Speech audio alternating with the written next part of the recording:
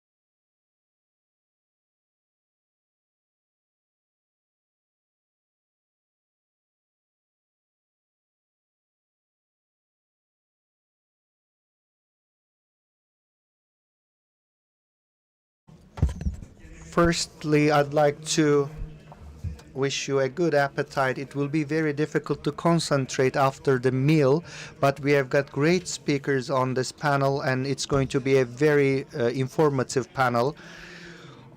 Our main topic is that we are going back to the real world. What is real world? Real world is the manufacturing industry, the real world.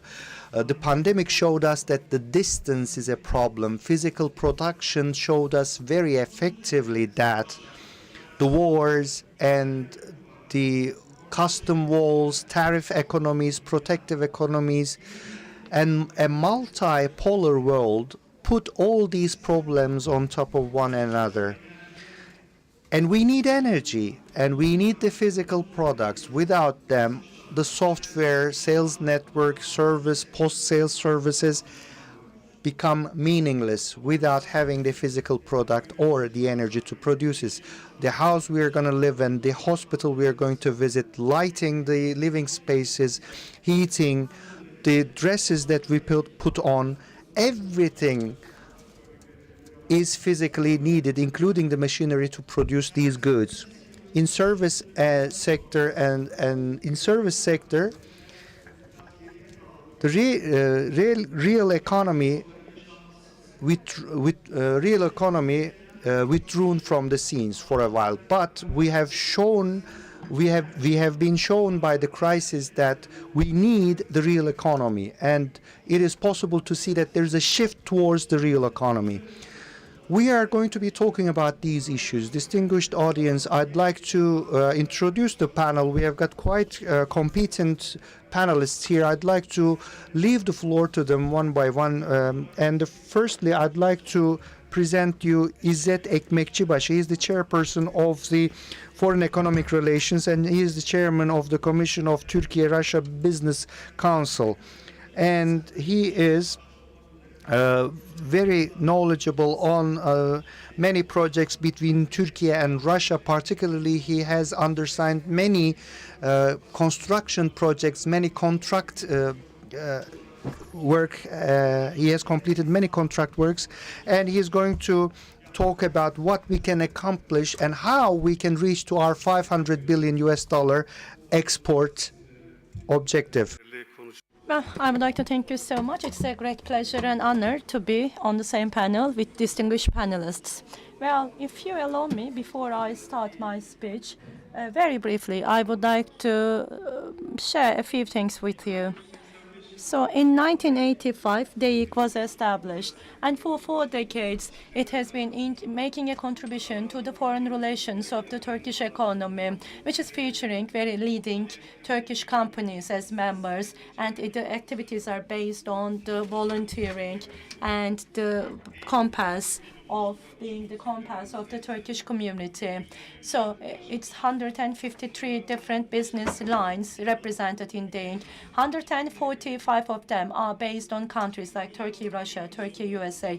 At the end of the evening, 1991, DEIC Russia Business Council was established. And regarding the business opportunities, it debriefs the business community, and it tries to make a contribution to the increase of the business activities between 2 countries, as well as organizing business fora, bilateral meetings, webinars, seminars, different workshops, as well as conferences. And on a regular basis, it has the steering committee meetings where the members come together, where they discuss different challenges and possible solutions. So by this opportunity, for Verona Eurasia Economic Forum with Rose, they contacted upon the contact of Rose Business Association. They led the way, and also in terms of the business cooperation summit, we are still holding talks. Well, Turkey and Russia, both in terms of history and in terms of economic cooperation, it has been 2 countries, has been friends for so many long years. As we heard from Erdem Bey, the real sector in terms of manufacturing, production, and in the field of energy and production, very briefly, I would like to talk about the impacts with a perspective of the commercial relationships between Turkey and Russia. So what has been the past about, and what are the business opportunities?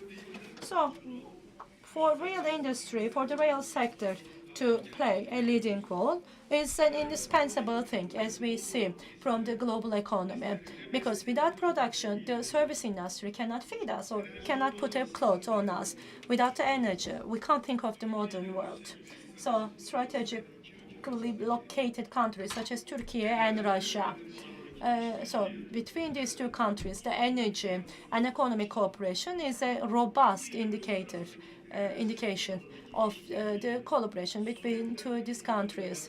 So the relationship between two countries date back to Soviet Union. In 1994, in terms of the shipment of natural gas, there was an intergovernmental organization, and starting from 1987, the purchase of natural gas started. And then between Dotash and Gaz Export, there was a natural gas buying and selling agreement which was signed in 1997 with Blue line. We have the natural gas, we have the Blue Stream natural gas, which has been shipped. And right at the moment, we have the two giant projects, which is again offering the supply between Russia and Turkey. Starting from Russia, going underneath the Black Sea, and from Kıyıköy on the shore of Black Sea to Kırklareli. So it has been operational since 2020. The Turk Stream natural gas pipeline is very pivotal. The project not only strengthens our energy security, but also creates an alternative supply corridor to Europe. With the Akkuyu nuclear power plant, our cooperation in the energy sector has reached a truly strategical level. Construction work is being carried out under the leadership of Rosatom, and the first reactor of the nuclear power plant, which is expected to have an installed capacity of 4.8 gigawatts, is planned to be commissioned by the end of this year. When all 4 units are operating at full capacity by 2028, the plant is expected to generate 35 billion kilowatt hours of electricity per year, meeting approximately 10% of our current electricity needs. With a total investment cost exceeding $20 billion, this project is Russia's largest direct investment in Turkish. For example, Turkish companies are leaders in the manufacturing industry in the Republic of Tatarstan. Projects such as glass, auto parts, and seat production, welding, wire factories, wood panel, and beer production facilities have been implemented here. And also on the I also would like to note that on the production side, Turkish investments exist in Russia in the fields of textile, banking, tourism, food manufacturing, white goods, machinery, glass industry, and contracting construction materials. Likewise, in Bashkortostan, glass products, beer and crane production are prominent. In Kaluga, women's hygiene products are manufactured. In Kostroma region, the machinery industry are at the forefront. 1 in every 5 cranes produced in Russia comes from this region. Turkish companies are also very much active in forestry products and energy infrastructure investments. And we also have to note Turkish-owned banks. The total value of projects undertaken by Turkish contractors in Russia exceeds $65 billion.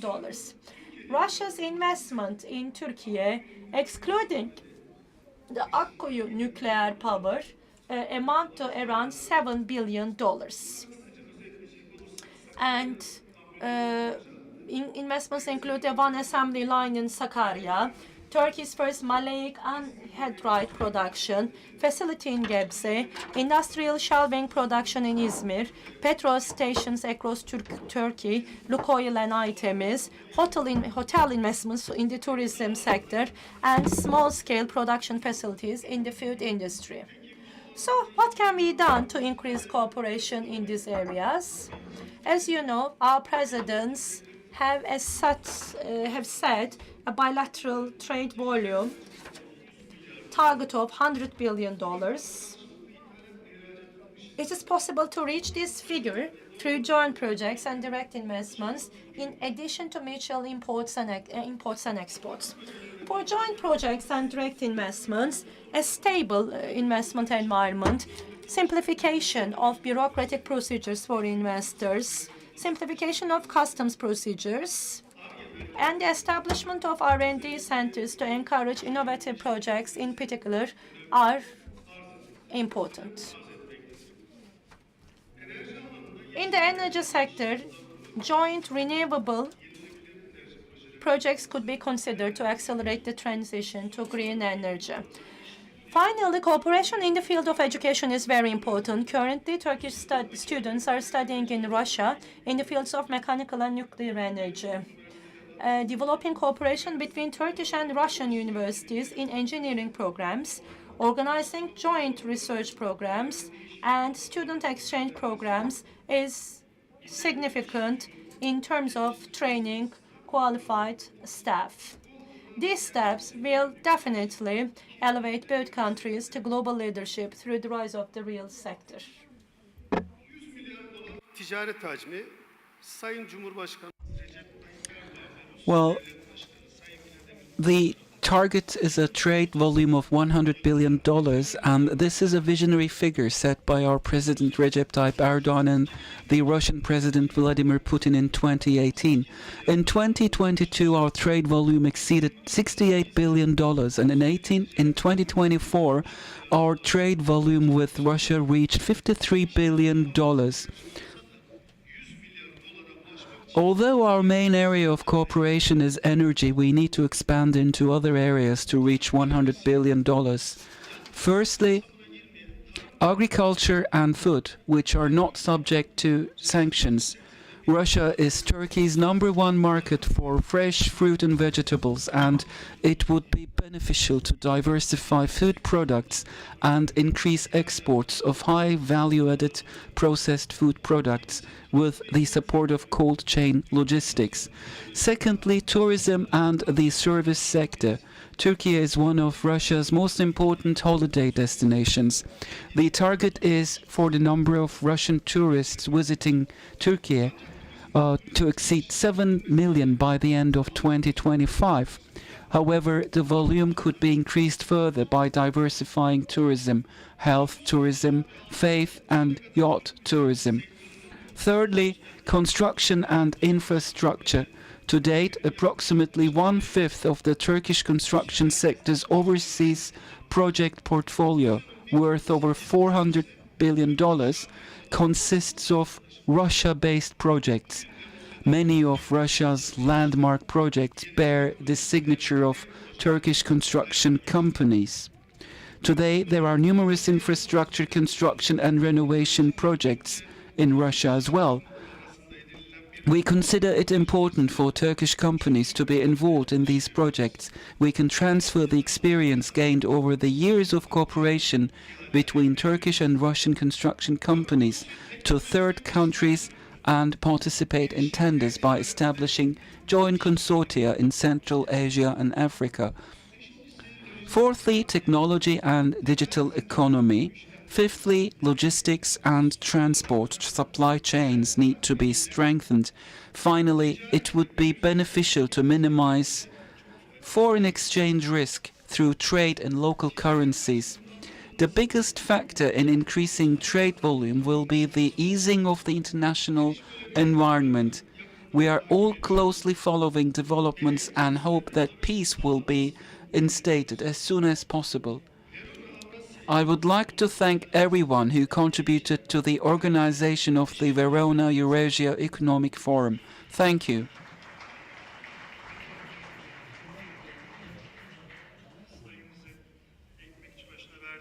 Well, we would like to thank Mr. İzzet Ekmekçibaşı for the information he has furnished us with.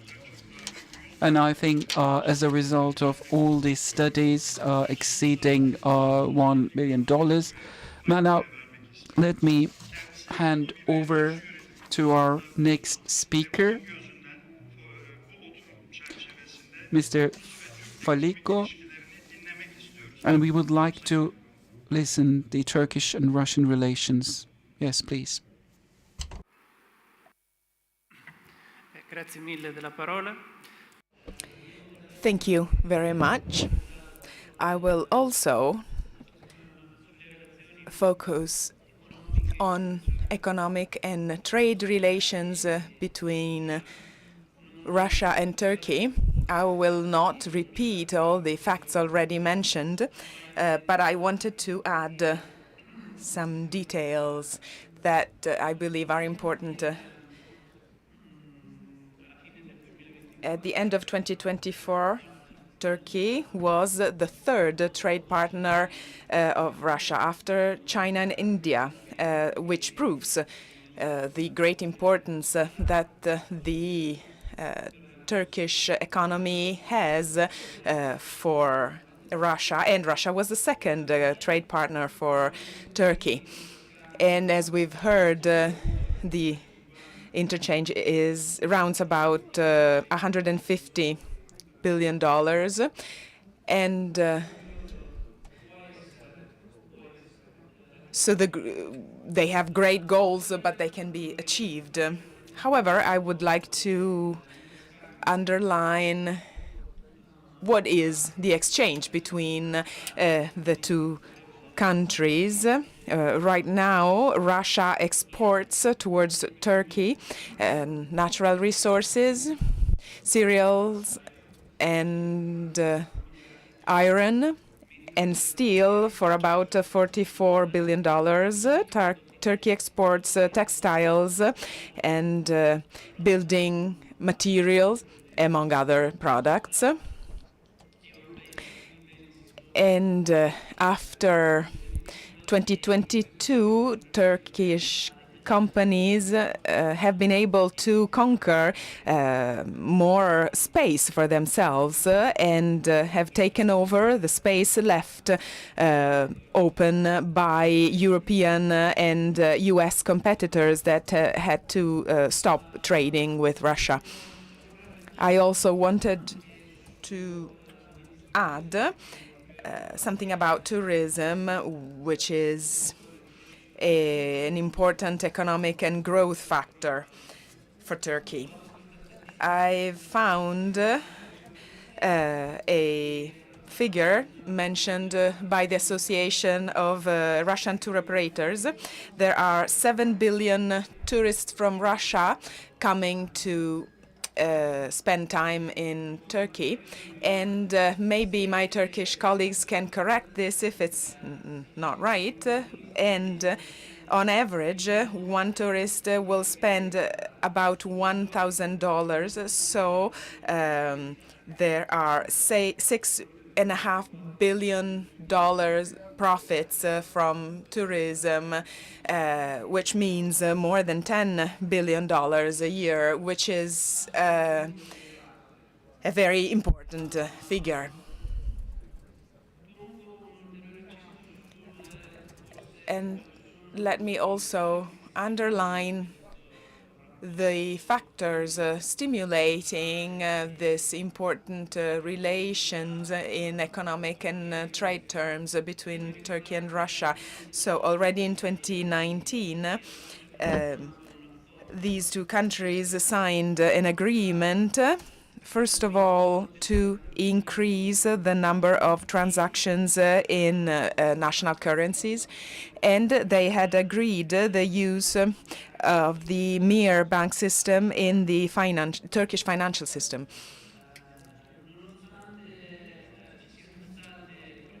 And there have been pressure from the Treasury Department of the US, which made it impossible to use cards, Russian credit cards. But the willingness to keep on cooperating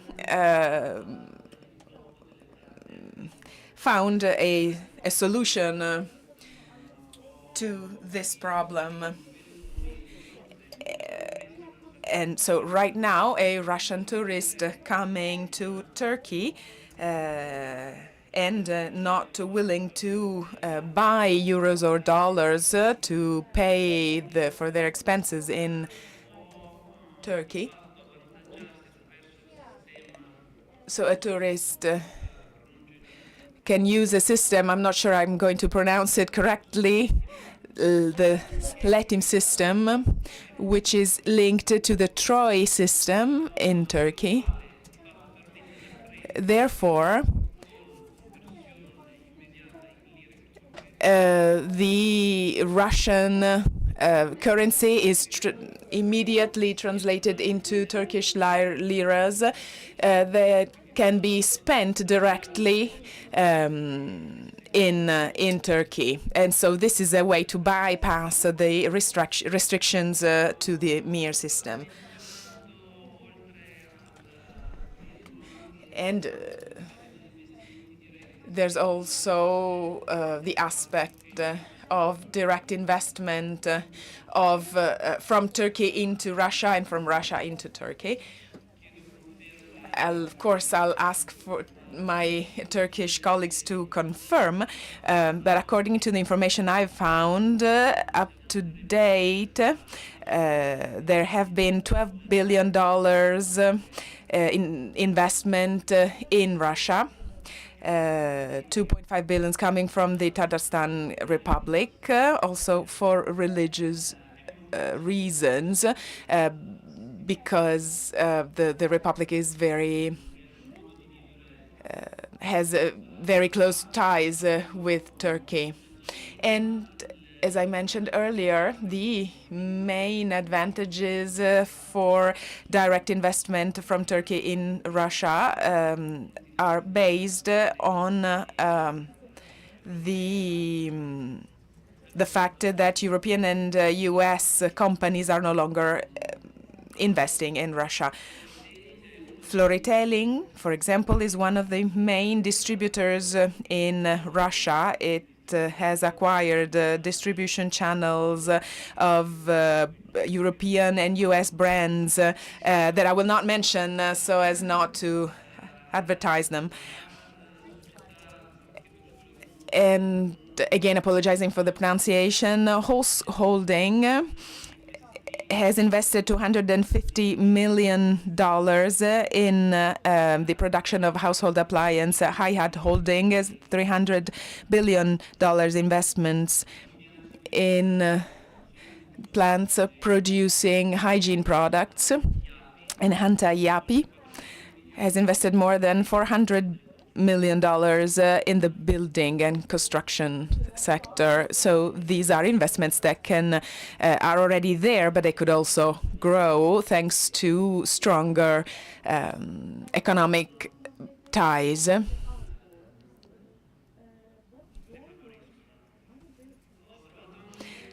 I've also found another interesting figure. So again, I'm asking for our moderator to confirm this. It is estimated that there are more than 2,000 enterprises, small and medium and large enterprises from Russia that are active in Turkey, which is an important figure again. And another interesting statistics is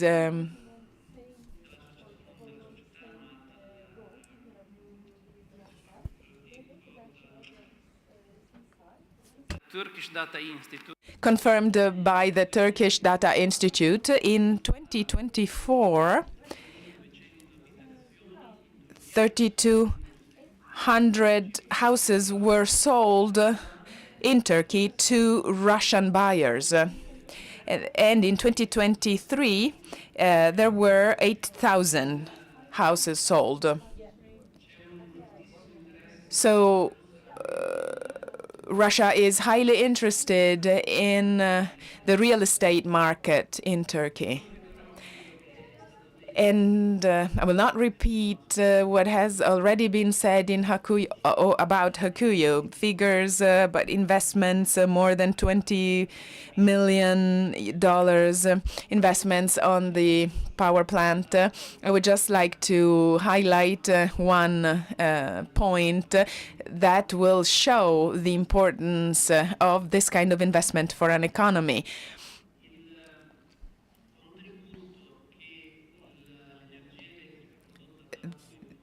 The contribution to the Turkish GDP is estimated about $50 million over the life of the power plant. And I will close with this, just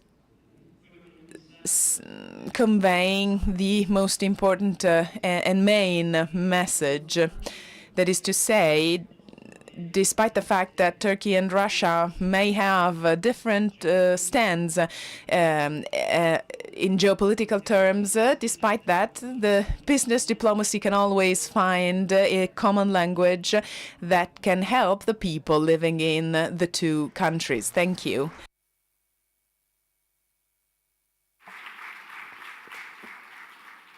Sayın Faliko'ya verdiği bilgiler için teşekkür ediyorum. Verdiği bütün We would like to thank you so much. All of the statistics that you provided are accurate. Congratulations, by the way.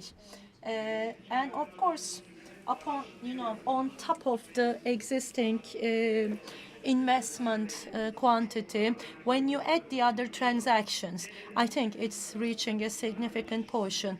But regarding the trade relationships between Turkey and Russia, it's still not favoring. It's something rather which is not favoring Turkey. And I would like to now give the floor to Ms. Melisa Tokgöz Mutlu, board member of Turkish Importers.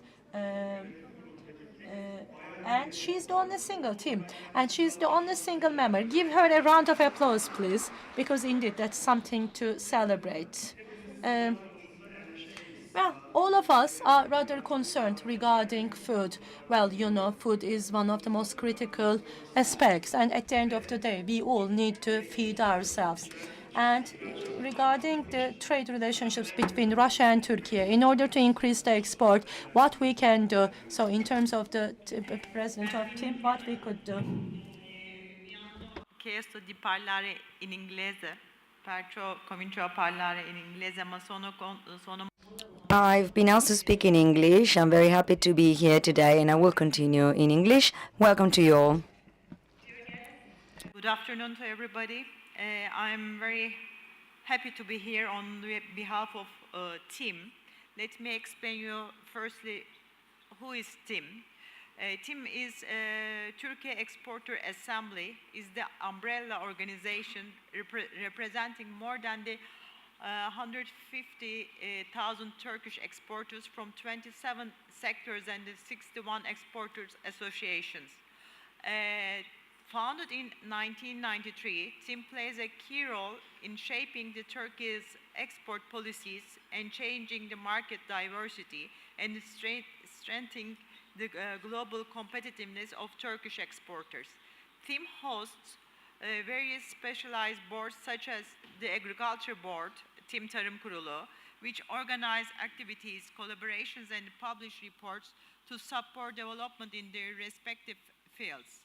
Through these boards, TİM fosters cooperation among industry stakeholders, conducts research, and contributes to policy formation.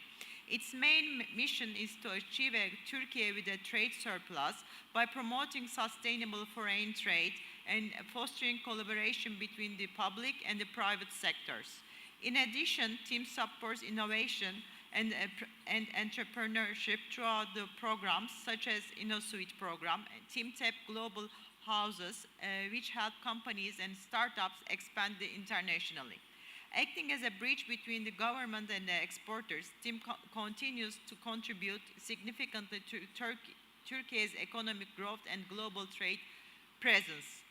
And after having the information about the TİM, let's talk about the real sector for us, which is agriculture and food. Today, food is not a discussion, or agriculture is not just a discussion about the crops or market. It's a conversation about the future of humanity itself. By the year 2050, our planet will host nearly 10 billion people. That means we must produce around 50% more food than what we do today. Yet our freshwater reserves are shrinking, our climate is becoming harsher, and our soils are losing their strength year by year. So the question is no longer how to produce more, but how to produce more wisely, more sustainably, and more fairly. Agriculture is in transforming form. For generations, farmers looked to the sky for rain, to the soil for answers. But today, they also look to data, technology, and innovation. Across the world, farmers use satellite data to plan harvest, sensors to manage irrigation, and artificial intelligence to predict weather and optimize yields. According to the Food and Agriculture Organization, nearly one out every 3 farms already uses digital technology. But is it enough? And that number will more than double within the next decade. This tells us something simple yet profound. The future of farming will depend not only on soil and the sunlight, but also on knowledge, awareness, and responsibility. Because the future of food will depend not only how much we grow, but how wisely we grow it. In this new era, 3 countries, Turkey, Russia, and Italy, stand out as a natural partners. Each brings something vital. Russia is a global leader in grain, fertilizers, and energy, as the other speakers mentioned. The foundation of global food supply. Turkey is a strategic bridge between the continents, rich in production, processing, and logistics. Italy is a pioneer in technology, innovation, and branding, turning quality into global identity. Together, these nations can form what may call Eurasia Food Corridor, a corridor not just of products, but of knowledge, innovation, and trust. In 2024, Turkey's exports reached $8.6 billion to Russia and $30 million to Italy, numbers that reflect a partnership already in motion. But this corridor is not just about the trade, it's about the shared purpose, mutual strength. We live in a time when many nations are turning inward. Borders tighten, trade barriers rise, competition grows competition is getting more and more difficult every day. But the climate crisis reminds us one of the universal truths. No nation can face these challenges alone. Water, air, and soil do not carry a passport. When one country struggles with the drought, another feels its economic shock. So rather than competing in isolation, we must learn to collaborate with intention. Rather than exploiting each other's weaknesses, we must build on each other's strengths. Because the real question is not who wins, but who can stand together. The future will belong not to those who guard their borders, but to those who build bridges of cooperation and trust. Now let us imagine what this collaboration can truly achieve. For example, what and pasta chain. When Russia's grains, Turkey's power, and Italy's brand strength come together, we can build a value chain that stretches from Eurasia to Mediterranean, feeding millions with quality and efficiency. Let's see what can be done out of the oilseeds and the plant oils. Russia provides raw material, Turkey refines them, and Italy ensures world-class quality. Together we create premium edible oil brands that compete globally. Greenhouse production, which is getting very, very important. Combining Turkey's production scale with Italian technology, we can bring climate-resilient, high-quality products to the Russian market. Olive oil cooperation could be another example. Turkey produces Italy brands, and Russia becomes a growing market, together creating a true Mediterranean story of quality, taste, and heritage. Each of these is more than a trade model. It's a vision of shared prosperity and shared security. Because when we invest in each other, we invest in our collective future. But our vision must rest on something deeper: ethics and ecology. Doing no harm can no longer be a passive wish. It must become an active way of living, producing, and deciding. Our duty is not only to produce more, but to produce rightly, without harming nature, people, or the generations that follow. Nature does not ask for our charity. It simply asks that we stop causing harm. Let us then be like the sun, productive but gentle, powerful with compensate. Because the strongest nations of the future will not be those that produce the most, but those that produce responsibly and sustainably. The partnership between Turkey, Russia, and Italy can go beyond the economics. It can become a model of solidarity, sustainability, and peace. Because food is not just a product, it's a language of life, connecting the farmer's hand to the family's table, the earth's generosity to human dignity. If we can build a system rooted in trust, respect, and balance, we will achieve something far greater than trade. We will build a bridge of peace, one harvest, one partnership, one shared dream at a time. It is important today to talk about what will be the coming, not years, not months, but coming days, the climate will bring us.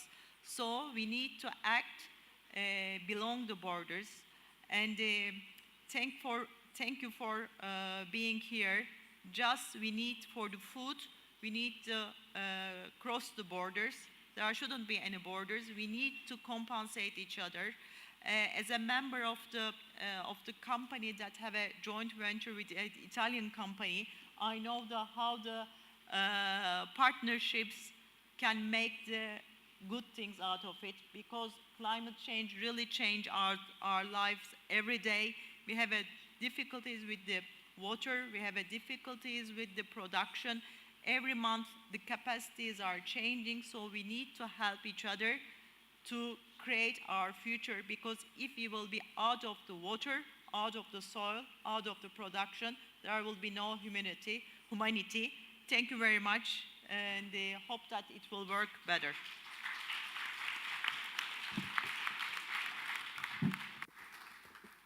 Evet, Melisa Hanım'a verdiği bilgiler için çok So we thank Melis Hanım for the information she has furnished us with.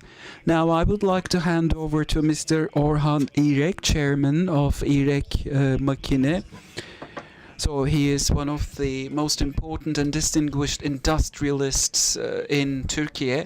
Machine production stands as an important field of focus for us in industry. So what could you tell us about the synergies we can create in this common platform together? Yes, please. Well, thank you very much, dear guests, dear friends.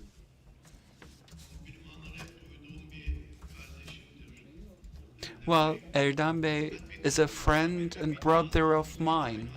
About him I have been hearing compliments all the time, and he praised me in his introduction to me when he's talking about the industry and how important my position is there.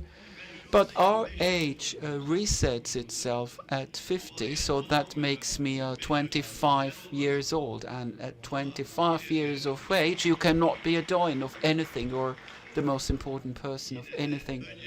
But still,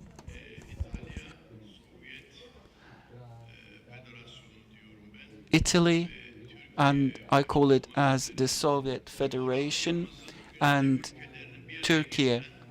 Well, this is a great platform where important countries in our geography have come together, because we have great need for this, from energy to agriculture, and even for political stability. We need such common ground for coming together.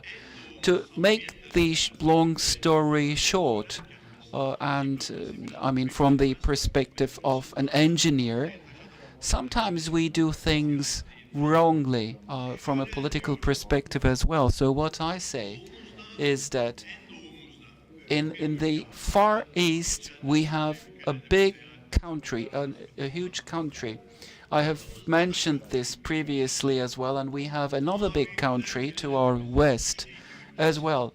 So these are two strong countries, but in between we have our geography and ourselves. Of course, when I talk about our geography, I'm talking about these two systems, and we are talking about growth as well. So what are they doing on our own geography?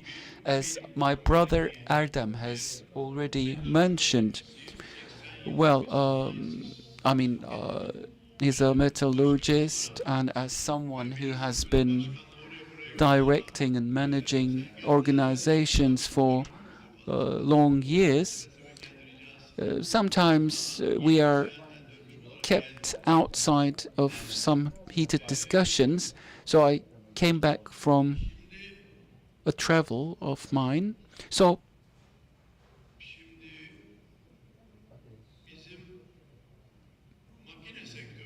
In the machine industry, we have a production, and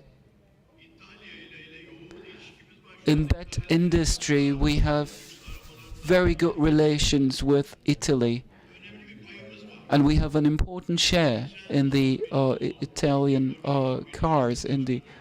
My son is also in the board, and he came back from South Italy recently, and I'm also back from Milan recently. So talking about these issues and considering our geography, it's a great example for all of us to have Italy and Turkey on this same platform.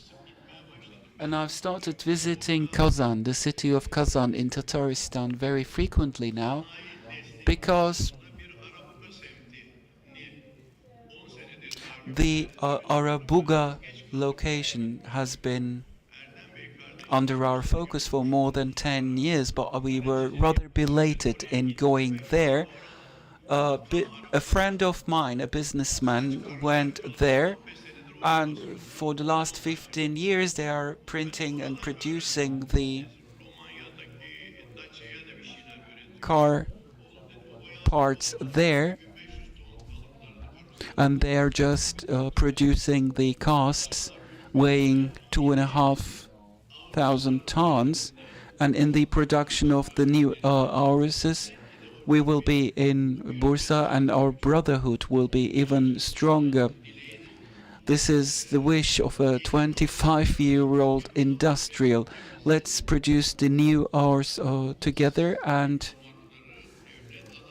the diplomats, the man of state and industrialists can just drive our local cars. As an industrialist and as someone who has served for all these brands, this is a great source of pride for me. But then I'm driving a TOG produced in my country, and some friend had asked me what car I'm using, and I told him, of course it's a TOG, because we are the ones who are producing the casts and for the car parks. And so I would like to mention a couple of things here. We keep hearing about sanctions, and there is this high level of, let's say, timidity going on. On the other hand, creating this synergy in the industrial area is very important.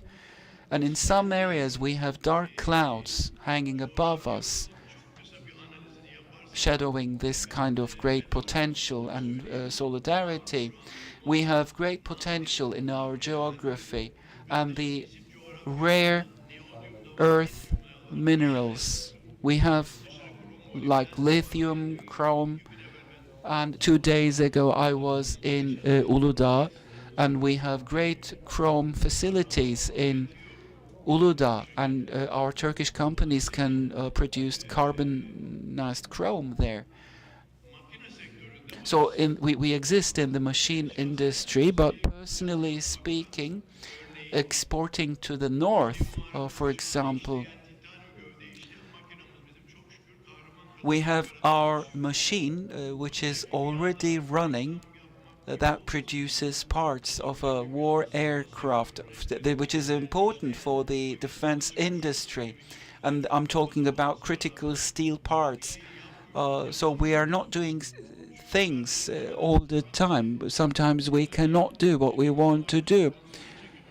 And a friend of mine asks me, like, if I will not be able to draw my retirement salary from the bank, what will happen? So there are questions like this which keep people's minds busy, and we need to create this sort of synergy in the defense industry and in the energy industries as well, and we have to do our best to do that. So with this opportunity on hand, I would like to extend my thanks for the organizers who've made this event possible and who brought the distinguished participants together here in this venue. I don't want to talk too much and take too much of your time. Yes, personally speaking, I have spent 45 years of my life on site, in factories, in the offices, and my life will be spent in this way. But once we will be focusing on these obstacles and be able to focus more on our potential opportunities and stay together, I believe that we will be able to create synergy, and we have to correct some things on our side as well. It was 1979 or 1980 when I came back to Turkey as a graduate from a European university. And let me share with you a critique with you. I have chosen to speak Turkish, so we have a company in that country, and our managers visit the country in question. Of course, I need to be there more frequently, but then what is happening is that I was like 19 or 20 years of age, and we land. This is Frankfurt Airport, and we are asked a number of questions like, do you have a return ticket? How long will you stay? And so on. So that very question, how long will you stay, is a wound to our geography. So I kindly ask our diplomats to resolve this issue, because be it the agricultural industry or the energy sector, or talking about rare minerals, we can create new synergies. Thank you for listening. Orhan Bey'e çok teşekkür ediyoruz. 25 yaşında genç biri olarak azmini ve şevkini We thank Orhan Bey for his speech. Of course, it's our responsibility to appreciate what you have done since the age of 20. Well, thank you. Now, I would like to hand over to Mr. Urs Unkauf, Managing Director, Federal Association for Economic Development and Foreign Trade. So we will be listening to his speech on global stability and what steps should be taken to reinstate order in these areas. Please. Thank you, Mr. Moderator, Excellencies, ladies and gentlemen, distinguished co-panelists, dear guests. Let me first of all express my sincere gratitude to the organizers, first and foremost Professor Antonio Falico and the Associazione Conoscere Eurasia, as well as all the partners and speakers and sponsors of this forum. There are numerous, I won't name them all, for making this event possible. And let me please also reaffirm my sincere and heartfelt congratulations to the government and the people of the Republic of Turkey on the occasion of the 102nd founding day of the Republic of Turkey. You can be proud on your history, you can be proud on your civilizations, and I really enjoyed celebrating this occasion with you at your embassy in Berlin earlier this week. So the topic leads me to a point of view that is located or that is related to the venue where we are located currently. I suppose many of you have flown in from Istanbul International Airport, and when the plane lands there, you are greeted with the words, "Welcome to Istanbul International Airport, meeting point of the world." And meeting point of the world is exactly what describes the location, the geostrategic location of Turkey, connecting Asia and Europe. Turkey is part of many interregional constellations, the Eastern Mediterranean area, the Black Sea region, the Greater Silk Road region, part of the Turkic world and founding part of the Turkic world and the Organization of Turkic States, but also closely connected to the Middle East and bridging. We are behind a bridge that practically connects Europe and Asia.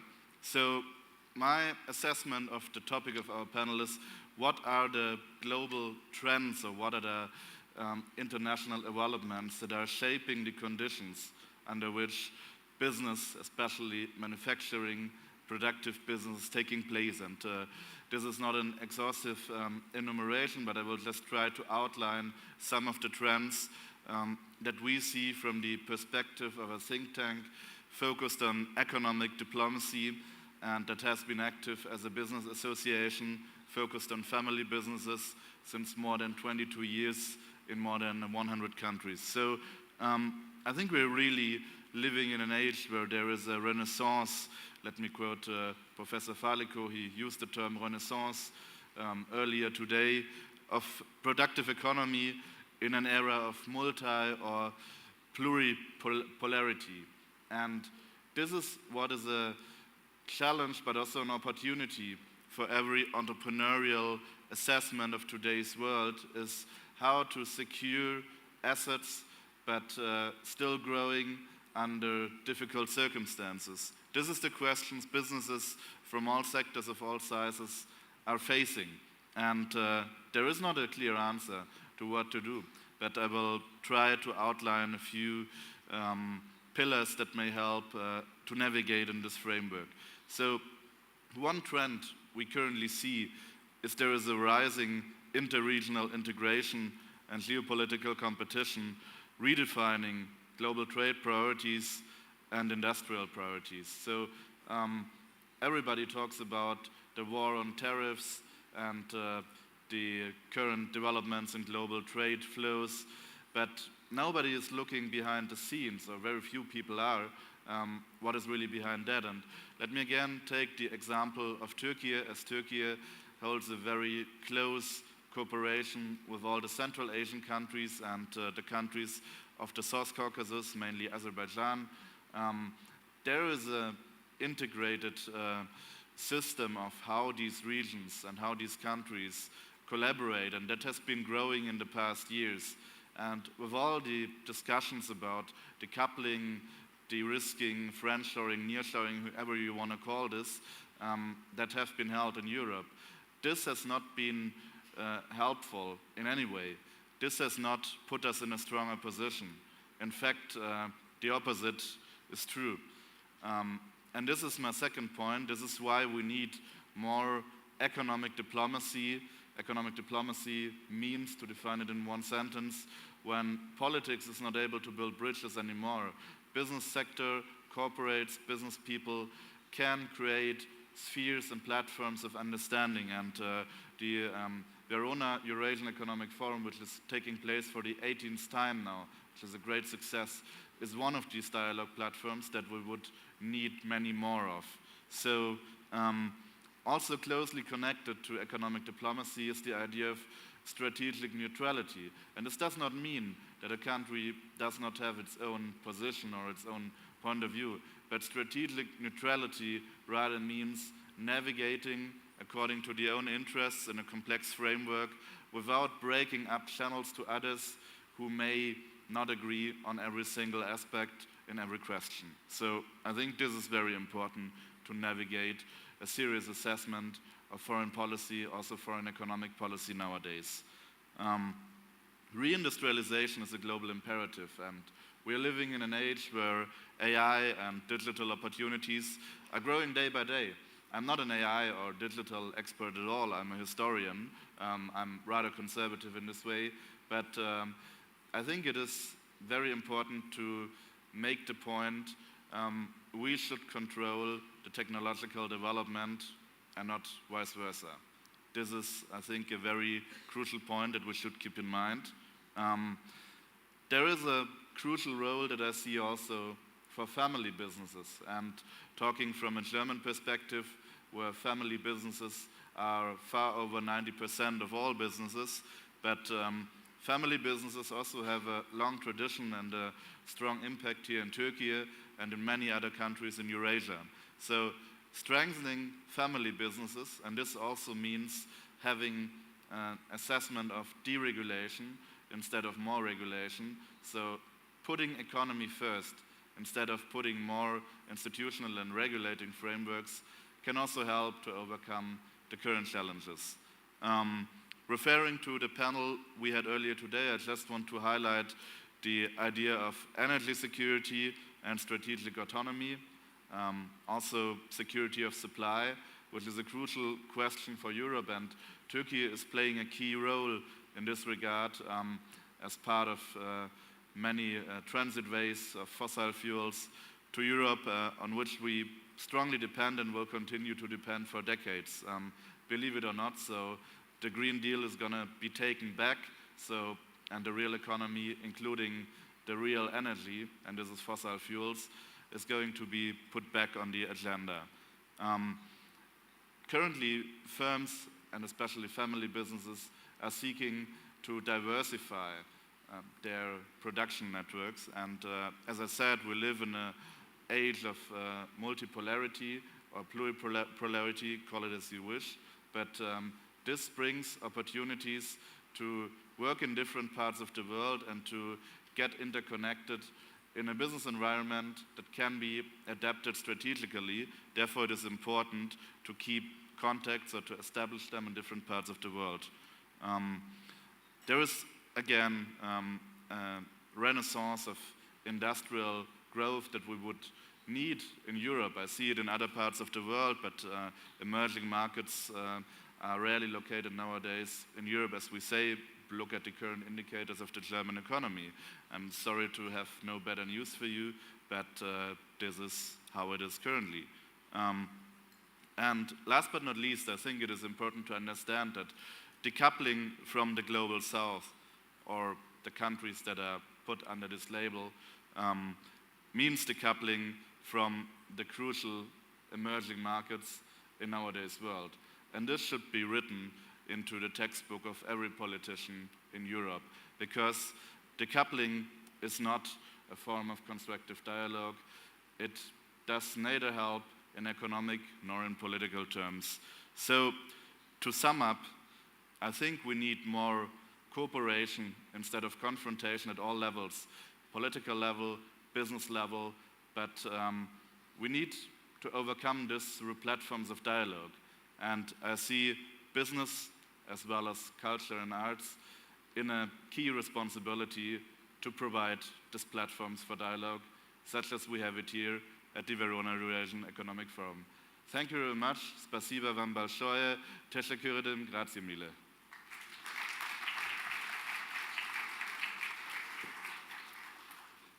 Sayın Unkaf'a çok teşekkür ediyoruz. Thank you so much, distinguished UNCAF. The last speaker is Mario Pietri, who is the Vice President of Confisi.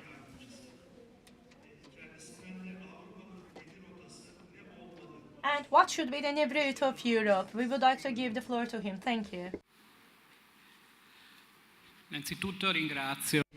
First of all, I would like to thank the organizers of this event, Professor Fallico, and all the speakers who took the floor before me, and all the sessions that we've heard that have been very important to learn information, which I will then bring back to my country and the entrepreneurs we represent. Of course, it's important that the economy goes back to the production sector, but the situation in Italy is very different from what we've heard the situation is in Turkey or in the Russian Federation. We have a situation whereby the industrial production has been undergoing a crisis for decades now. Why? Well, because an ideological choice was made. Therefore, finance replaced production. There is no growth without production, though. There are no salaries, no wages, there are no goods to be sold. Growth in my country stemmed from the collaboration with the East, with the Soviet Union. The energy coming from the Soviet Union enabled my country to achieve an unprecedented industrial growth after the Second World War, but the country was completely destroyed. Now, a different choice was made more recently, and it is now gradually destroying our industrial sector. Industrial production has been decreasing for 20 straight months, and this is a very important detail, and there is no foreseen change for the future because, as I was saying, both my country and the whole of Europe has dismantled its own foundation for prosperity through ideological choices. But you can't build your sovereignty on imported kilowatts. The example of Turkey with their power plants and the example of energy hubs are a case in point. In this historic phase that is so difficult, Turkey has been able to become a natural hub between the Russian Federation and Italy, between the West and the East, and it is doing so very well indeed. So when going back to Italy, we will share with our political representatives what we've learned here. Of course, we cannot truly influence their decisions, but we can try, and we will highlight the need for a change, because without the low-cost energy coming from the East, we will never have the possibility to change the current trends, and the future will be very bleak. Energy should go back to its natural role. And we need a language made of cooperation, not sanctions. Gas pipelines are tools and means for development, and so going back to cooperating with the East does not mean to become subjected to others. It just means to go back to a new redesigning of the world. There will be other corridors, our ways to communicate, and even Italy has opportunities thanks to its geographical position, just like Turkey, because of its place in the Mediterranean, as well as for the historic and industrial ties with Northern Africa and the whole of Africa. Of course, Africa is an important potential development hub for the future, but without energy and without natural resources, we will never exploit them. There will be no future. If we keep going this way, we'll just try and manage the situation, which is bound to decline. Corridors are not just infrastructures. Of course, it's wonderful to look at these infrastructures and which show us that this is the actual directions to go into, but they are signs of a real economy. They're not philosophical reconstructions or ideas. Prosperity comes from movement, from action, not from division. And no strategy can survive without people. The world of work in Europe is imploding. Demographics see an aging of the population and a high social fragmentation. And through our academy, we try and provide training to Northern African workers in Italy. We try to bring them to Italy through a migration flow that is managed, and people are always people. They always need to be the focus of the economic activity. This is a silent border, but if capitals can move around and people cannot, then there is a problem. And of course, I understand how frustrating it could be to land in an airport and not be welcomed. If this happens, it means something is not working. It means that the rules we have set for ourselves in the EU are not working. And so we need to analyze the situation and understand that we need a different direction to head into. Italy, of course, must collaborate with Turkey because, as I was saying, Turkey is a natural hub, and especially at this time, in order to cooperate and rebuild those corridors that are so needed, we need to keep cooperating with Turkey. And Turkey can be a bridge. Also, from a logistical point of view and a trade point of view, it can be a bridge for products coming from other countries as well.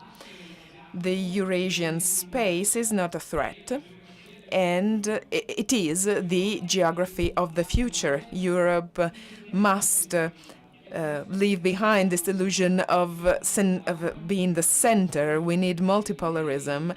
And I say this to fellow Italians and the other EU citizens in this hall. We need to leave behind the idea that our culture is center. We need to open up to the visions and cultures of others. We have no other way, no other alternative. Our future is at stake. And I really say this with passion and with concern, because that's what I feel and what I hear every day from the companies and the enterprises we represent. For example, in the automotive sector, in the chemical sector, in the plastics sector, people are concerned. Has been a decline. So Europe must choose whether it wants to just stay on the side of history, or if it wants to take possession of the tools of energy and natural resources. So the future will not be decided in the committees, but in ports, in laboratories, in training rooms, where reality is built every day. Of course, we need leaders who have the courage to say no to inertia, and because the real economy needs a vision, which is lacking, unfortunately, especially in strategic terms. It requires energy and responsibility. And let me close with not a quote, but an invitation. Innovation without roots becomes propaganda.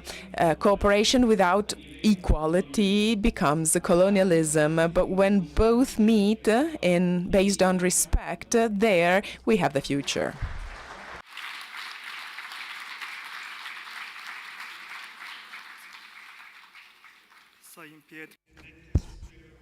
Well, we would like to thank Mr. Pietri for his remarks. So that ends our session. The Eurasian geography has great potential indeed, and the real sector in terms of production is even more important and more highlighted in terms of the potentials. So creating these kinds of synergies is a critical issue for our geography, and these platforms will help a lot. So first of all, I would like to thank you to our speakers for their speeches and wish you a fruitful forum. Thank you. Sorry, please.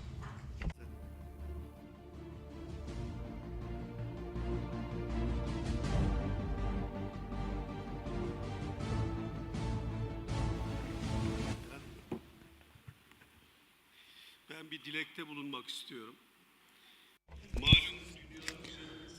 Well, I would like to make a wish. As you know, there are no boundaries in the world, but we create these boundaries. So the crisis between Ukraine and Russia, I mean, with this Verona Economic Forum, will be eased, I guess. So we are not only talking about Turkey or Russia, but Italy only. We have guests coming from fourth countries other than these three. So I very much hope that this platform will open a new window of hope for us, and I would like to thank everyone for their contribution. So we wholeheartedly agree with you. Thank you for your words.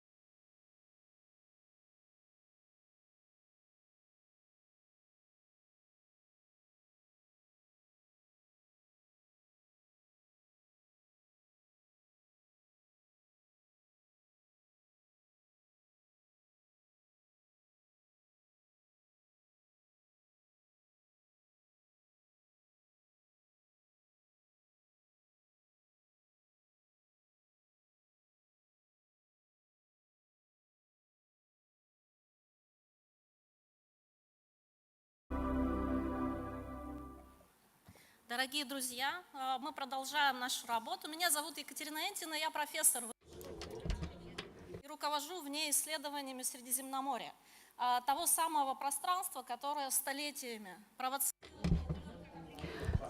Dear friends, we are discussing this topic, and we say that yes, we are now in the area which has been in the center between ancient civilizations.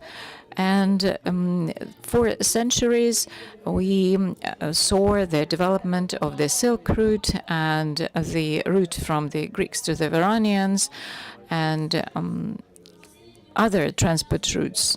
They were related to trade. Merchants were transporting their cargo.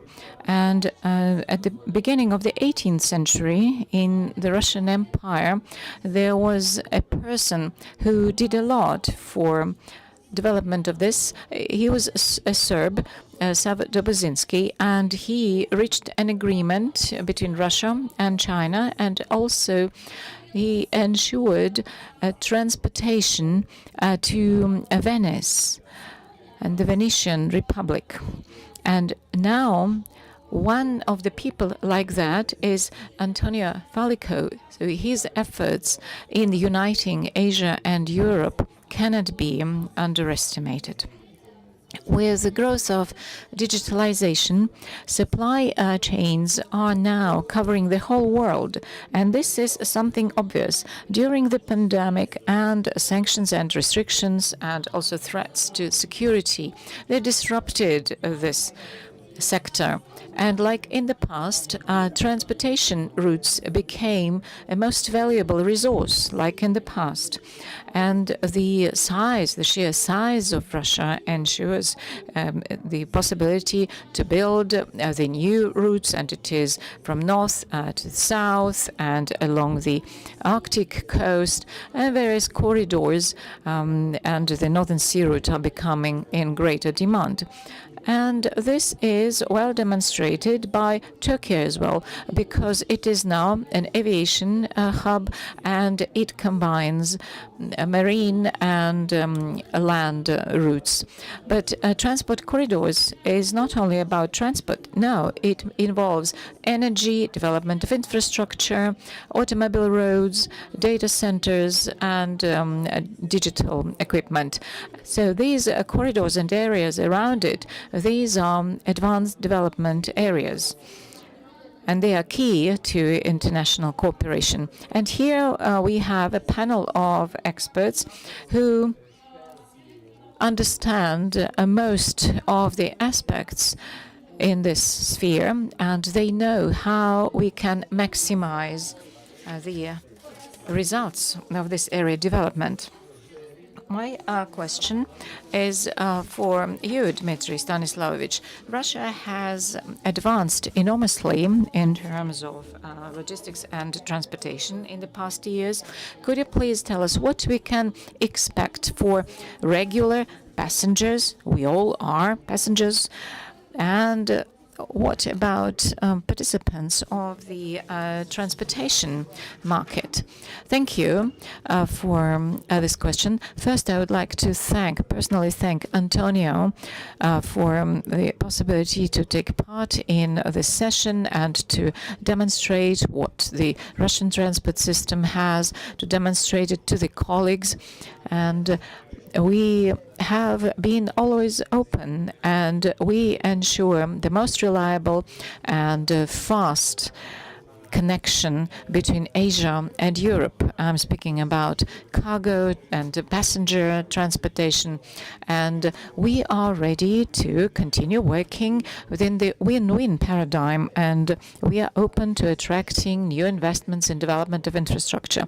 You were absolutely right when you said that transport is not just infrastructure, it is the whole sector, and different types of development. Yeah, and when we think about infrastructure, technology, digitalization, human capital development, yeah, all this makes it possible to demonstrate what transport systems are and what is the future that we see and what are the tasks we set up for ourselves. Right now, 5 million people work in the transport complex of Russia, 7% of the employable population, and it is 5% of the internal GDP. And we occupy the third place for rail, the second for inland routes, and we are among top 3 in terms of pilotless vehicles. And in 2024, we transported over 15 billion people and over 8 billion tons of cargo were transported. This is over 1,000 Cheops pyramid weight. And we manage to do all this because we have lots of friendly countries and the neighbors working with us, and we ensure the use of multimodal transportation and a balanced approach to development. And we develop infrastructure and technology at all stages of transportation. Difficulties with delays at cross-border points, and 5 years ago this was something common and it was widely discussed a lot, but now we have modernized dozens of modernized checkpoints. The President of the Russian Federation gave a task to us. The time for one truck should be limited to 10 minutes, and by 2028 this task will have been reached. And now it is possible on at cross borders with Azerbaijan, China, and soon it will be launched with Georgia as well, the Upper Lars cross-border point. And we are increasing transportation, and by 2030 all the targets have been identified. Then the eastern, so-called eastern polygon for rail transportation. Right now it is 180 million tons of cargo per year. And in 2028 it will be 210 million tons, and then 270 million tons by 2032. This is the shortest, the fastest, and the most high-quality route. Another task of ours, there will be 50 bypass railways, and we are going to build about 5,000 local automobile roads. So you see, we have been developing, and this is a balanced development in all sectors. And now Russia, as part of the global transport routes, we see that now we have all these north-south and trans-Arctic corridors. We eliminate transport bottlenecks in all these areas, and greater emphasis is on rail connections to largest ports. The Black Sea, up to 150 million tons. In Murmansk, 45 million tons. Novorossiysk, up to 43 million tons. These are all our achievements. It's not something for the future. It is what we see now. Then a trans-Arctic corridor development. This is the shortest way from Asia to Europe via the Northern Sea route. This is a reality again this month. The container ship brought 1,000 containers from China to Britain within 22 days.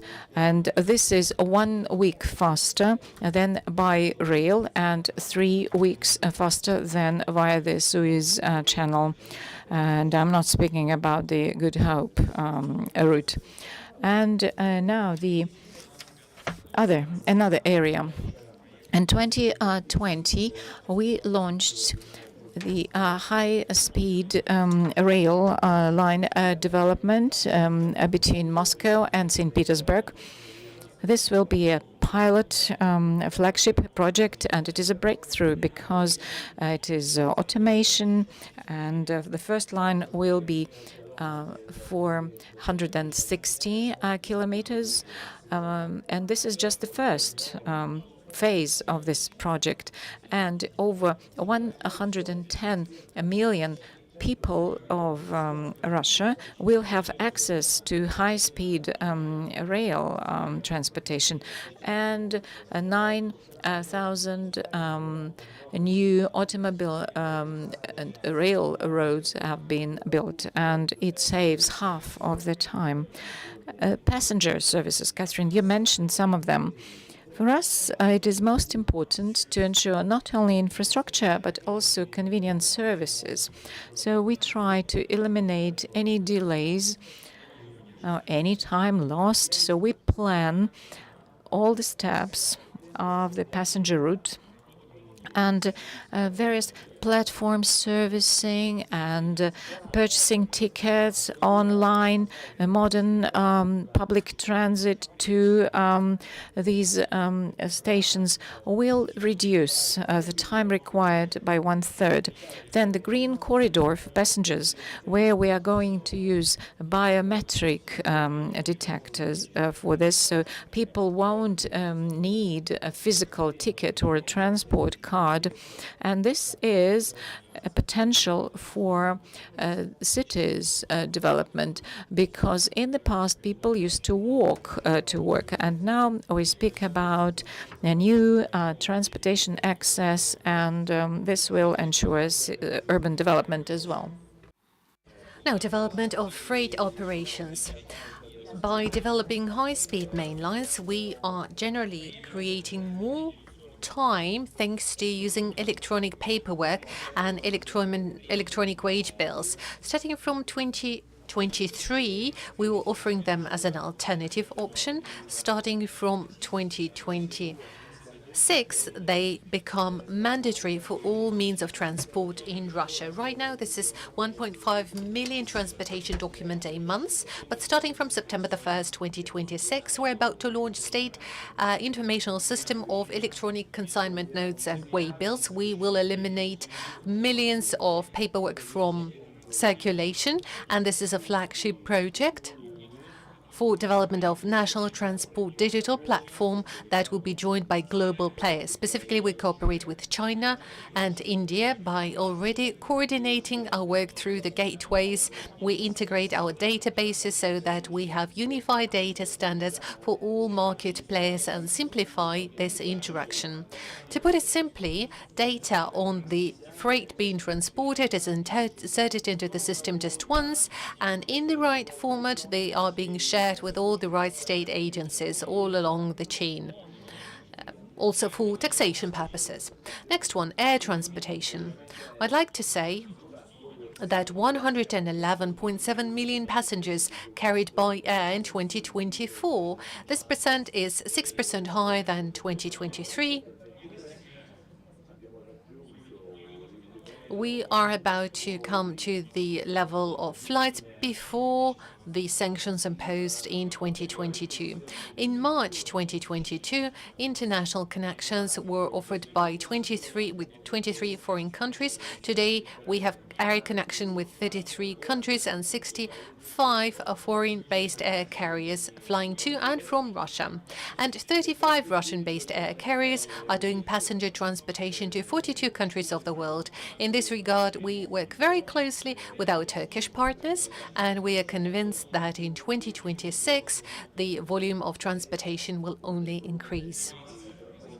Now, a novelty in development of transport are autonomous vehicles, and this is a new focus of our attention in logistics. Just coming ahead of tomorrow, when we are going to focus on AI, and I genuinely would encourage the participants of this session to be present here, because we are going to tell you more what we do in autonomous transportation in terms of unmanned vehicles and AI. This is the future that has happened already.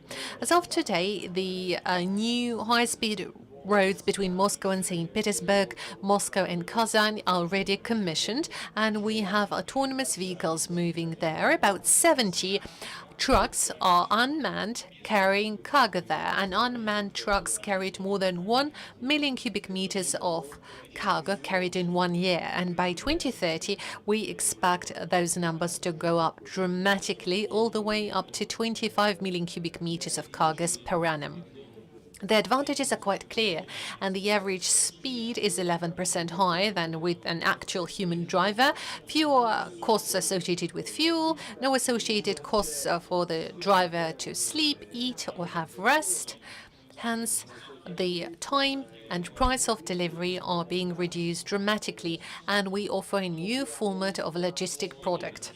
Today, Russia is also at the forefront in introduction of autonomous marine vessels. We work closely with our Turkish colleagues. We have shown them 2 Russian ferries that work autonomously between Moscow and St. Petersburg and Kaliningrad. Those 2 vessels are crew-free. They only have an operator, no crew on them otherwise. This is a reality. We optimize the cruising route, the speed, and work together on insurance mechanisms and resource supply. Just one more slide on my side and I'm done. So, to make this system work well, it is important that we have the right talent pool. And for that, the Ministry of Transport of Russia has 19 universities under its patronage, and about 11,000 alumni and future employees of the transport industry are offered to the market, which shows once again that we care about the future, we look into the future, and we ensure safe transportation and safe connections and good quality services to our partners, not today, but also in the future. So, whenever we look into the future of transportation facilities, by 2030, we are proudly saying that we're moving over to development of a transportation strategy all the way to 2050. I'd like to use this opportunity to invite all the colleagues who are interested to see how Russian transportation evolves. If you would like to find new partners, please join us in St. Petersburg from the 1st to the 3rd of April in 2026. That will be the first International Transport and Logistics Forum. We expect to have guests from 112 countries already confirmed. We would be delighted to see Antonio joining us because he is doing a lot for the transportation and better connectivity. We look forward to seeing you in St. Petersburg. Thank you very much. Thank you very much, Mr. Zverev. Being a Russian person born in the Urals Mountains, I can only confirm that the Ministry of Transport is carrying a lot. I was so delighted by the fact that the high-speed road was opened connecting Moscow and Yekaterinburg, and it has reduced the travel time for me by 2-fold. At the same time, railway transportation in countries with such vast territories like Russia remains the key element of infrastructure, and in today's environment, the role of railway transport as a safe and reliable corridor is particularly important. Mr. Mikhailov, please tell us more about Russian Railways' plans to develop infrastructure in the south of the country and further beyond, and what steps are being taken to expand infrastructure abilities there.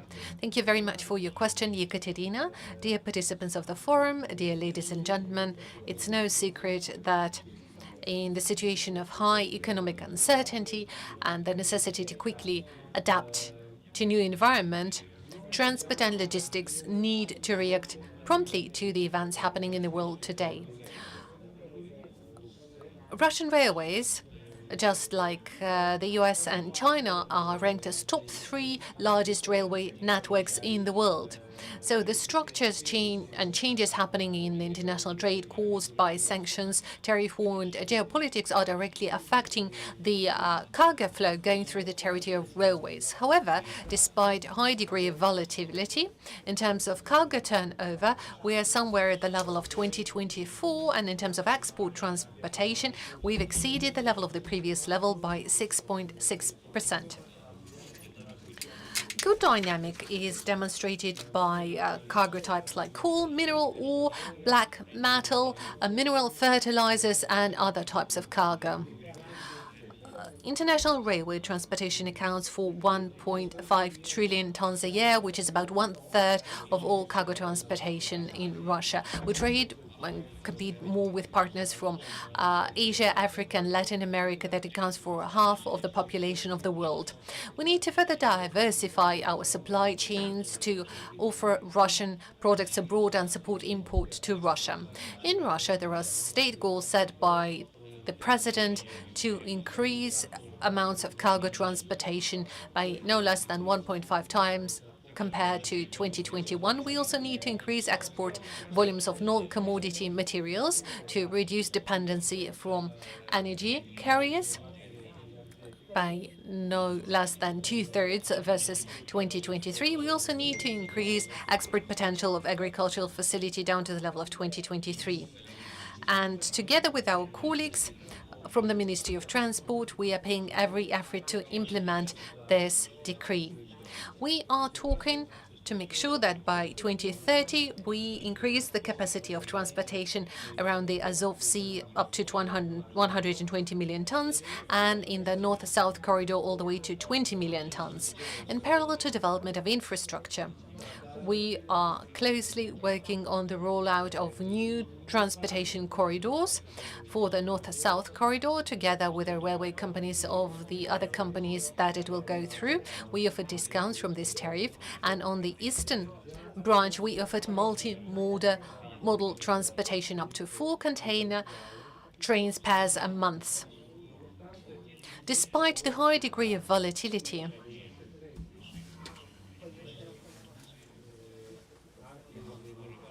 with Turkey, we have a growing goods turnover. It is growing stably thanks to good trading relations between Russia and Turkey. The share of export goods in Russia is more than 12% of import to Turkey, and import from Turkey to Russia accounts for 2.5% of Turkish export. Primarily from Russia, we carry energy carriers, coal, oil, and gas, while Russian consumers buy Turkish textiles and machinery, as well as household appliances. It is confirmed by the growing numbers for railway transportation. From January to September, it has grown by 10% versus same previous last year, and it amounts to 34 million tons. The major growth driver is container transportation as a universal means of world logistics. In 9 months of 2025, it's amounted to 125,000 TEU, which is plus 13% versus the last year. Speaking of Turkey and world logistics, we have to mention its unique geographical location between Europe and Asia. Developed network of hubs and seaports make it very attractive for transportation. The ports of Turkey are well connected with international hubs, and modern systems of processing of containers make delivery reliable and fast. Lately, the Russian railways have faced a necessity to quickly change and amend supply chains, and the Turkish colleagues' experience on ensuring independence of their industry has helped us a lot. We're deeply impressed by the effort paid by the Republic of Turkey to step up the level of technological transformation in railway business and in transportation. We see that our Turkish colleagues are actively implementing new transportation services using world best practices. The more so that lately we achieved high level of localization of necessary machinery and primarily rolling stock in Turkish enterprises. Dmitry already mentioned the development of high-speed railway connections, and our experience was very much relevant in this regard, and we learned a lot from our Turkish colleagues.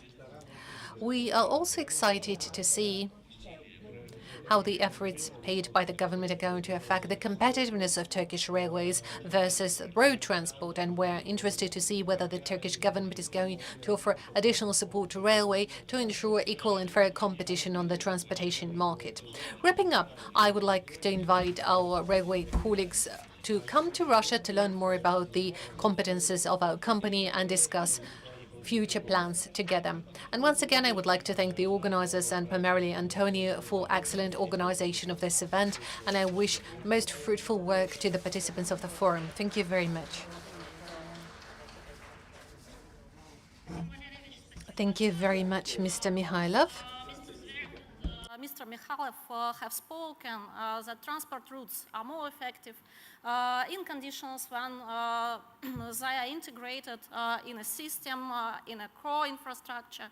And in this sense, it's not only a Russian experience, but evidently worldwide experience. Air transportation starts at the airport and more or less finishes there.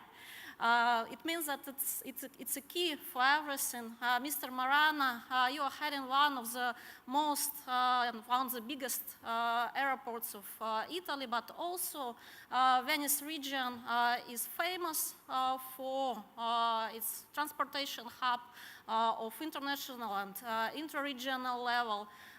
May you share your experience with us? How did you achieve such a position, and how you are doing in modern conditions? Well, thank you very much. I think that we should start with a short video that we have prepared for you, just to give you a flavor of our region. And thereafter, I will then comment it. Thanks.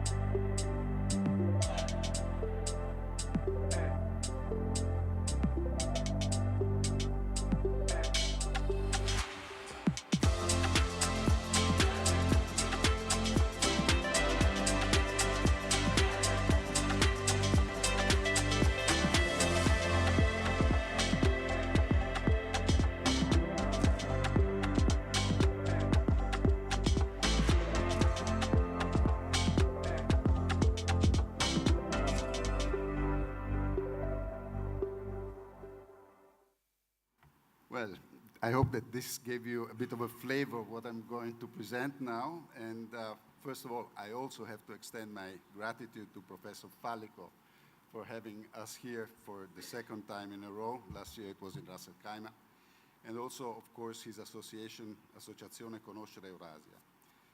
Ladies and gentlemen, what you have just seen is not simply a port or a region. It is a living system of connections. The video you have watched captures the essence of Trieste and Friuli Venezia Giulia, a region where sea, air, rail, and road come together to form one of Europe's most integrated logistic platforms. At the heart of it's the port of Trieste, Italy's first port for total tonnage, first for rail freight and first for short sea shipping. It handles over 59 million tons of cargo each year, runs more than 11,000 trains, and already surpasses the EU 2030 target for rail modal share, with 54% of goods moving by train. This is not an isolated achievement. It is the outcome of a long-term vision to build a networked economy where ports, airports, and inland terminals operate as a single system. Together with the Monfalcone port, the inland terminals of Cervignano, Gorizia, and Ferneti, and Trieste Airport, we have created what we call the extended port, a seamless logistic corridor connecting the Adriatic Sea to Central and Eastern Europe. But the real power of Trieste lies not only in the European reach, it lies in its bridge to Turkey. For decades, Trieste has been European terminal for the Turkish maritime network.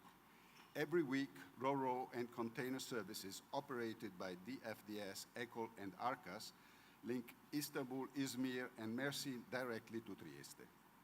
Through our port, Turkish products reach Austria, Germany, Hungary, and Poland within hours, and European goods find fast, efficient access to the dynamic Turkish market.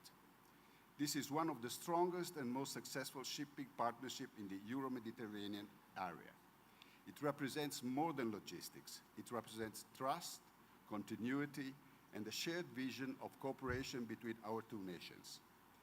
I like to call this corridor the Euro-Mediterranean Silk Road, a modern multimodal route that binds Anatolia and Central Europe, the Mediterranean and the Baltic in a single flow of commerce and innovation. This network is supported by major investments, over 2 billion in the Trieste and Monfalcone port systems alone. We are modernizing Pier 5 and 6, expanding rail capacity, developing cold ironing facility for green energy at berth, and strengthening the digital backbone of port operation. Trieste is already among the most advanced ports in Europe in digitalization and rail integration, and it operates under Europe's only international free port regime, which allows unmatched flexibility for logistics, manufacturing, and trade. Our goal is to make this not only the most efficient, but also the most sustainable logistics hubs in the region, fully aligned with the EU Green Deal. At Trieste Airport, we are complementing this effort by electrifying operation, investing in sustainable aviation fuels, and developing hydrogen-based mobility projects in partnership with European institutions. What makes Friuli Venezia Giulia unique is that it functions as a single interoperable system connecting the port of Trieste, the airport, the free zones, and the inland rail terminals. It is a place where public and private actors, industry and institutions, Italy and its neighbors, Slovenia, Austria, Croatia, and of course Turkey, work together to create a common space for growth. This cooperation is not theoretical. It moves every day across the Adriatic on every vessel sailing between Trieste and the Turkish coast. Those ships are not only transporting goods, they are carrying partnership opportunities, a shared future. In a time when the world is searching for stability, the Trieste-Turkey connection proves a simple truth. Connectivity creates resilience, and resilience creates prosperity. Our ports, our airports, our transport system are not competitors, they are partners in a shared mission.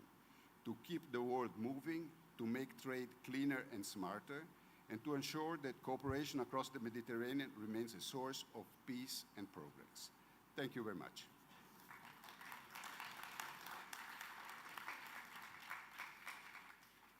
Грация, Эмилия, мистер Марано. В мире есть несколько. In the world, there are several hubs that are truly special. Hubs in every meaning of this word in terms of transportation and civilizationally wise. One of them is the Mediterranean region, as mentioned earlier, and the other one is undoubtedly the Far East. For a long while, Russia, mostly on the level of general words, we were talking about pivoting towards the east, although I would say that largely it was conditioned by the market environment, since the two-headed eagle that is the mascot of Russia was never looking in one way only. It is at least looking in two ways. Therefore, the fact that this pivot is happening today is not that much a reaction to the current geopolitical environment, but in a way is a good tradition and the natural development of history. Vera, you know better than anyone else that the key role in this pivot belongs to the Primorsky region, and cargo transportation via Primorsky region went up dramatically. It required considerable increase of transportation capabilities in this part of the world, and this is something that ensures better connection with neighboring countries. So what happened in this situation? I'm sure it may have caused a number of bottlenecks that you had to eliminate, and you have to eliminate up until today. Please tell us, how do you manage to do that? Thank you very much for your question, Yekaterina. I am very happy to welcome all the participants of the forum. I also would like to express my gratitude to Professor Antonio Falico. I do believe that Professor Falico is a big friend of Primoria region because he visits it every year at the Eastern Economic Forum. It is always our pleasure to meet the professor and discuss any matters on the table. And today, we representing this region here in this very important and respected forum, and I believe this is only proper. This is the time for inter-regional connections, and that has to be cooperation between different regions in different countries. We cooperate very actively with our neighbor, the People's Republic of China, and today I would like to say a few words about the Primoria region. If you are to look at the map of Russia, you would see that we are the most eastern region of Russia. And specifically in this region, we have a border where we share three borders. So we have the Russian soil, and by reaching out a hand, you would see China, and on the other side, you would see South Korea. Our region is also in a very important geographical location, a very favorable one, because we serve as a gateway to the Asia-Pacific region. And this is how all of our logistics is being built. Because specifically in this region, we have important transportation and logistic routes that bring together Asia and Europe. And today we are saying that we learn more about Eurasia. Well, I would say our region is the place where the Russian Federation starts, so discovering Russia starts with this region. 2 hours flight from Vladivostok will take you to 400,000 residents of population. All in all, in Southeastern Asia, we have more than 1.5 billion people, which is 20% of the population of the Earth. An important role in development of the transportation system is played by logistics, and I would like to share a few numbers with you that characterize our region best. Our region has achieved an impressive number of 160 million tons of cargo, and I should say that that is this year alone, which is 30% higher than 5 years ago. The cargo turnover exceeded 2.3 million in 20 TEU equivalent, and 50% of all the containers in the Russian Federation are being processed in the Primoria region. The Vladivostok port is stably ranked #1 among Russian ports in processing of containers for the last 5 years. And I should say that those numbers showcase the growing cargo flow and demonstrate high-quality development of infrastructure in the region. An important role is being played by international transportation corridors that ensure transportation with minimal expenditures of time and means. And in this context, Primorje region is the key region and the most vital transportation and logistics hub. And this is where we see intertwining of large transportation and railway routes, which shapes a shared transportation space for operating with the Asia-Pacific region and further integration in the world economy. The territory of Primorje region is a place of overlapping for international transportation routes of global nature and regional nature. Global nature is the Northeast Corridor and Primorje 1 and Primorje 2 regional corridors. Primorje 1 corridor connects China and our region, and further on the cargo is transported to the seaports, while Primorje 2 is the Chinese province of Zilin, leading all the way to our border crossing, and then the cargo is being transported to final destination. The key element of transportation by land in the east-west transportation is the Trans-Siberian main line and Baikal-Amur main line. In the east, the limited crossover ensures the connection of Trans-Siberian Railway to North Korea, China and Mongolia, and in the west to European countries. As for Trans-Siberian Railway, more than 50% of foreign trade and transit cargo is being carried there, and in this route we have a number of important operations. One of the services we offer is Trans-Siberian Railway in 7 days, and the carrying capacity towards the east is already more than 180 million tons of cargo. The limitations imposed on trade with the Russian Federation and intense situation along the traditional transportation routes for trade around the Red Sea and the Suez Canal led to the fact that export cargo flows were reoriented towards China, India and other Asian countries via the territory of the Russian Federation. And also we saw they were switching from the cargo transportation by land to favor transportation by sea. We also project the growing demand of transportation using the Northern Sea route that is part of the sea, part of the international transportation route between the east and the west. It would lead to growing cargo turnover in the Arctic zone and the seaports there. The Northern Sea route offers a shorter route between the west and east of Russia, and in the future will serve as a more favorable trading route between Europe and Asia. As for the government of the Russian Federation, they approved the plan for development of the Northern Sea route until 2035. And the key result of this plan is to commission specialized icebreaker fleet and the supporting on-land infrastructure, including 14 ports and terminals. It is also assumed that the Northern Sea route would become a permanent all-year-round transportation route in the Arctic, and transit transportation would ensure container transit up to 10 million tons, which is about 840,000 containers. This project is being implemented by Rosatom Corporation together with its international partners from the United Arab Emirates, the global leader in management of the supply chains and seaport management. This project also foresees construction of 2 main transportation hubs and logistic hubs, and one of them is exactly the Primorje region. It is implemented by FESCO company, and the other hub, it is in the Murmansk region by MHL. And there will be icebreakers used for those routes. And Vladivostok will be the starting, and it is the starting point of the Northern Sea route. The results of the successful work of the Russian Federation is a development by the Rosatom Corporation and the Chinese company New Shipping Line.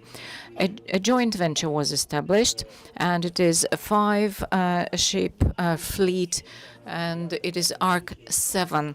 It is 4,400 containers per ship. So we see here great potential, and this is where we will continue all our efforts. Thank you very much.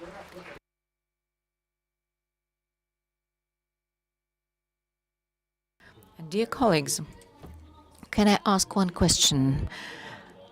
When we speak about transport and logistics and large-scale transportation routes, we sometimes forget that the effectiveness of their work can be ensured on the one hand by international cooperation and on the other hand by specific people. It is specialists in logistics and lawyers and others. What is their role in large-scale logistics projects? Dmitry Stanislavovich, can you please respond to this? Yes, thank you very much for an interesting question. Yeah, I have identified already in my presentation, yes, in the future, yeah, these will be large-scale systems, and we need to ensure their reliable work.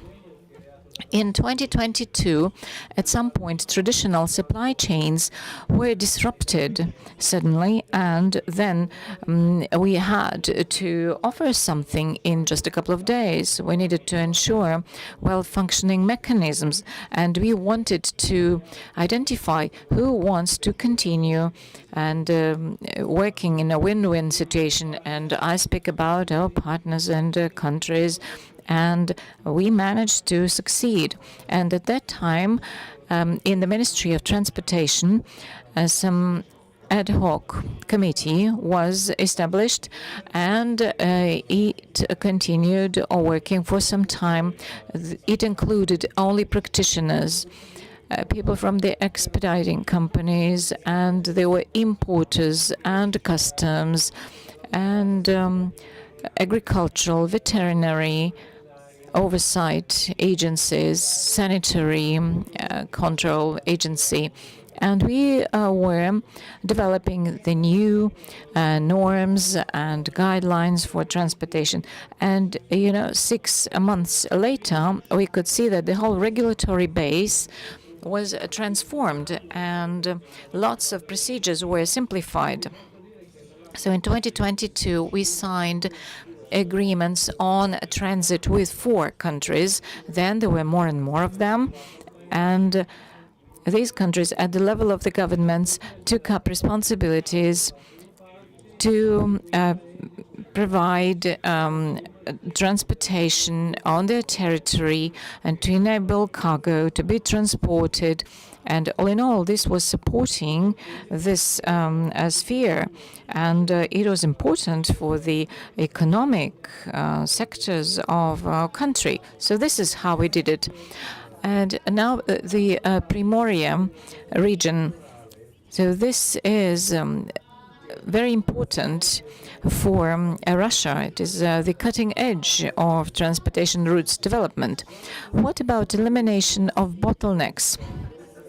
So what you can mention about different initiatives of international cooperation and national projects. Well, I said that we are part of a larger transportation system, and all this cargo should be transported somewhere. And we, in the region, cannot work alone. And great attention is given to this sector. And in the town of Artyom, there will be the first so-called dry port in about 80 kilometers from Vladivostok, and about 1 million containers can be processed and transshipped there. And this will be an important impulse to develop multimodality. And another project is a universal port in Zarubino, and in the bay near Vladivostok there will be another hub for transshipment of containers, and it will be an important element of the transportation system there. In addition to that, the Sukhadol coal hub, it is at a distance of 45 kilometers from Vladivostok, and it will process 20 million tons. So 20 million tons of cargo will be transshipped there. Then terminals for LNG and other materials, of course, in accordance with all the environmental requirements. Then in Sukhodol, we have been working together with a Chinese company, and this will be grain transshipment port for 3 million tons. And these investors, they invest in the region, and we have been supporting them. The ports in Primorye have been joining the world routes, and one of the key operators is FESCO Group. They work a lot on routes to China, Vietnam, and other Asia-Pacific countries. In addition to that, we can speak about development of the shipbuilding cluster. It was initiated by the President of Russian Federation, and various enterprises and plants, they make icebreakers and large container vessels. And the flagship is the shipbuilding complex named STAR.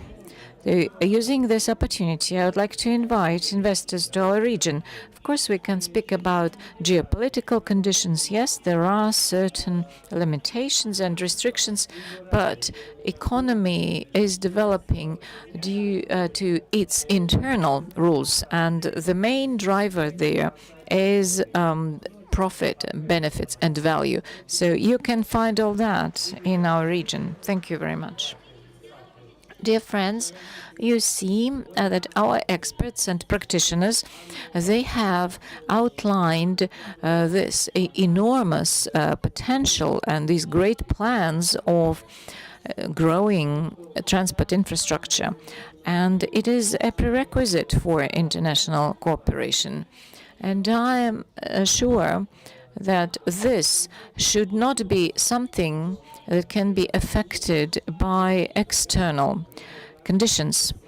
And now I would like to end this day with a joke, which is well known in Russia among specialists in logistics and transportation.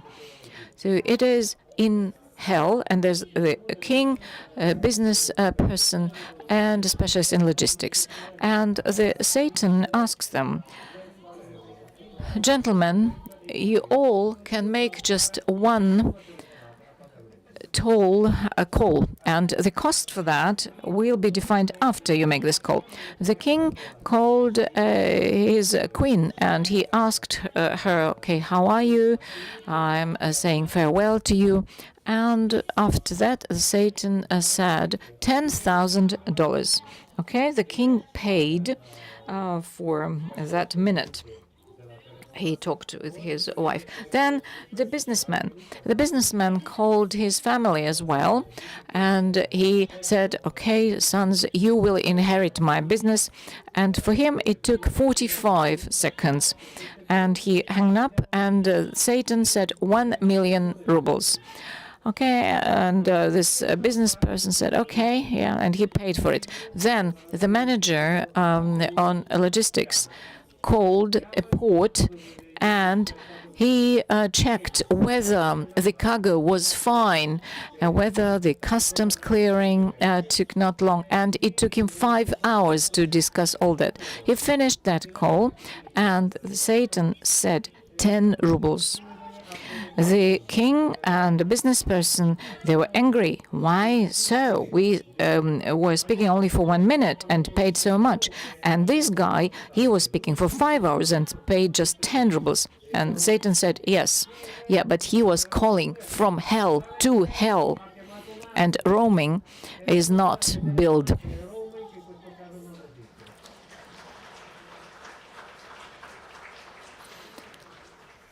So everything we describe, not to become hell for specific managers and specialists. So in order to prevent it, we need to ensure international cooperation, and we need to identify constructive, effective, and efficient points of contact. I would like to thank you all. I would like to thank our speakers and all the audience. Thank you.